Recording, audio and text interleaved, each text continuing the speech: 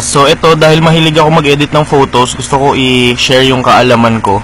So may umiikot na photo nung campaign ni Mar, and maraming sasabi peke.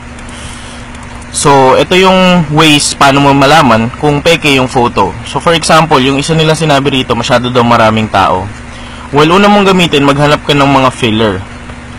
So parang kumbaga photoshop lang nila, as in nag-fill lang sila ng mga tao. So kunyari, tingnan natin yung mga tao sa likod. Justice League po yung nilagay nila dyan. Tapos for example po, may nagsabi rin, ba't parang ang daming ulo dito? Ginamit po nila ay yung trio technique.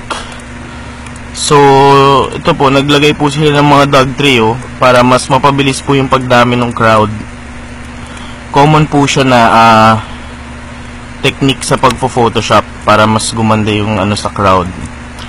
Tapos isa pa pong paraan, I guess, paano mo malalaman kung peke yung photo. Well, kung makikita nyo po rito, nandyan po si Mar. Tingnan nyo po sa crowd. Actually, nandun din po si Mar.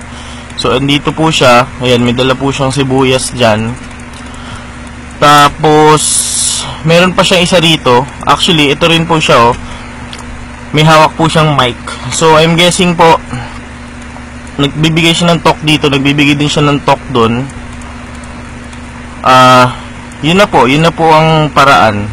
Ay! Tonyo! Oh, halika. ano yan? May nakita ako, oh. Ano yan, pre? Nagpapan ako dito sa gilid, oh. Ano yan? Si Baron. Kusa!